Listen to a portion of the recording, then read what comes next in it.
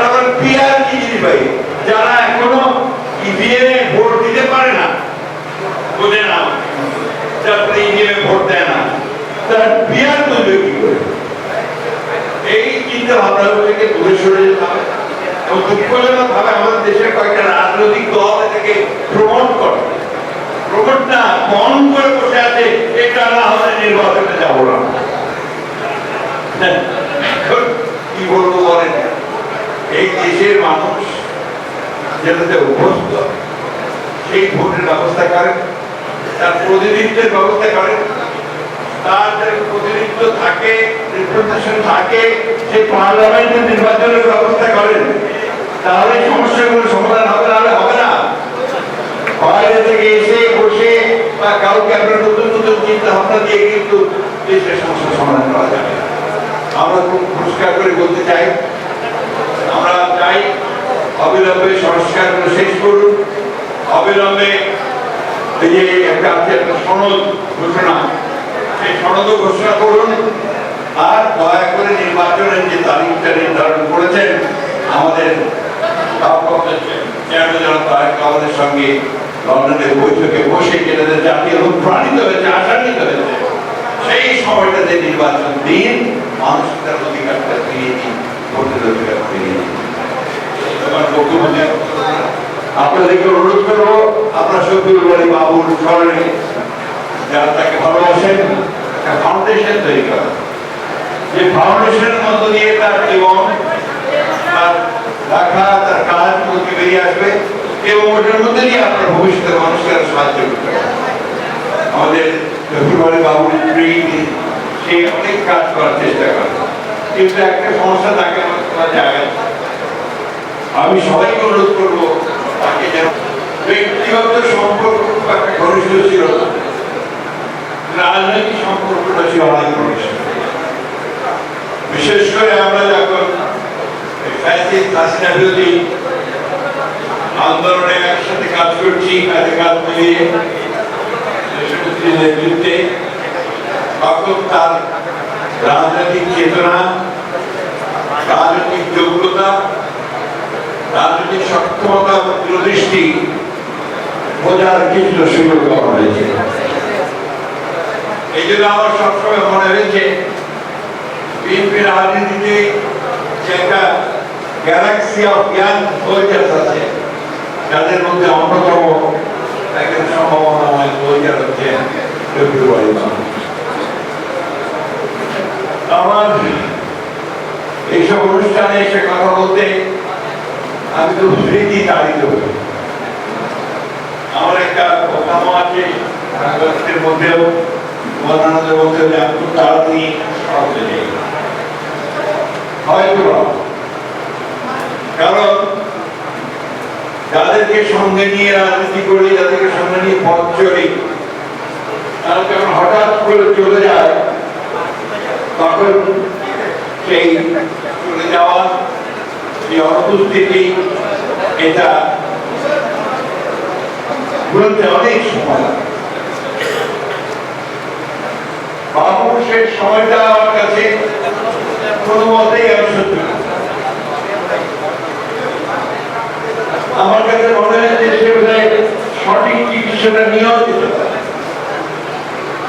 যদিও সেই সময়ে করোনা ও কোভিডের খুব ভালো চিকিৎসা আসেনি, সেই ট্রিটমেন্ট প্রোটোকল গুলো সেভাবে পারেনি।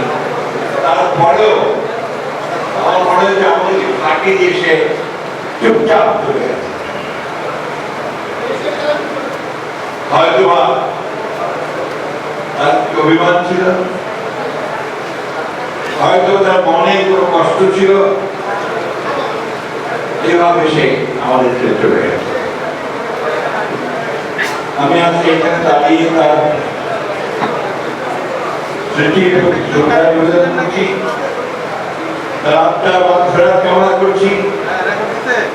পরিবারের সদস্য এই ধরনের একটা উদ্যোগ সম্ভবত নেওয়া হয়, আজকে যখন নেওয়া হয়েছে সময়টা অত্যন্ত উপযোগী সময়, কারণ এখনই বাবুকে স্মরণ করবার সবচেয়ে যোগ্য সময়। জাতীয় নেতা এবং কর্মী যারা নিজের স্বার্থের জন্য রাজনীতি করেননি। অবশ্যই ধরনের একজন নেতা ছিলেন যিনি গণতন্ত্রে বিশ্বাস করতেন, শহীদ জিয়াউর রহমানের আদর্শে বিশ্বাস করতেন, দেশের আদর্শকে বুকে নিয়ে আমাদের সামনে নিয়ে সেই মুহূর্তটা আমার এখনো মনে আছে, যখন এখানে বাবুকে মাথায় পিস্তল ধরে নিয়ে যাচ্ছিল। আমরা এখানে ফুটপথে একটা সভা করছিলাম, পুলিশ চাপিয়ে পড়েছিল, প্রেস ক্লাবের ভেতরে সহজে পুলিশ ঢুকতো না, সেই টিভি ঢুকে একদিকে আমার বুক থেকে রাজীবকে ছিনিয়ে নিয়ে গেল, পেছনে বাবুকে ছিনিয়ে নিয়ে গেল, অন্যদিকে বাবুকে দুষ্ট ধরে নিয়ে গেল। এরকম অসংখ্য ঘটনা আমাদের নেতা কর্মীরা অনেক ত্যাগ স্বীকার করেছে। আমি সেই জন্য গত পরশু একটা সভায় বলেছিলাম, গতকালই কোথায় আমাদের ছেলেদের ধরে নিয়ে গেছে, আমাদের যুবদল, ছাত্রদল, স্বেচ্ছাসেবক দল, শ্রমিক দল, মহিলা দলের নেতৃত্বের উপর দেয় করেছে, পা দড়িতে বেঁধে ঝুলিয়ে পিটিয়েছে, পায়ের নখ খুলে নিয়েছে, হাতের নখ খুলে নিয়েছে, কিন্তু আমাদের ছেলেরা কেউ আত্মসমর্পণ করেনি, কেউ পরিচয়টা দেয় নাই। হচ্ছে সেই জাতের নেতা যিনি তার কর্মীদেরকে সেইভাবে তৈরি করেছিলেন এবং নিজেও আত্মসমর্পণ করার মতো নেতা ছিলেন। বাবু সম্পর্কে আমাদের সকলের খুব ভাবা উঠে, বাবুর মতো নেতা কর্মী পৃথিবীতে খুব দরকার। আজকে চতুর্দিকে যখন তাকায় বাবুর অ্যাবসেন্স আরো ফিল করি। এই ধরনের নেতা কর্মী আমাদের দরকার, তারা নিজেদের স্বার্থের কথা চিন্তা না করে দেশ, দল এবং মানুষের কথা চিন্তা করে। বাবু সেই জাতীয় একজন নেতা যার মৃত্যুর সময় তার মাথা গোজার ঠাঁইটাও ছিল না তার পরিবার। বাবু সেই জাতীয় নেতা, তার কোন ব্যাংক ব্যালেন্স ছিল না। বাবু সেই জাতীয় নেতা, তার সন্তানদের কিভাবে ভবিষ্যতে লেখাপড়া এগোবে তার স্ত্রী সেটা জানত না।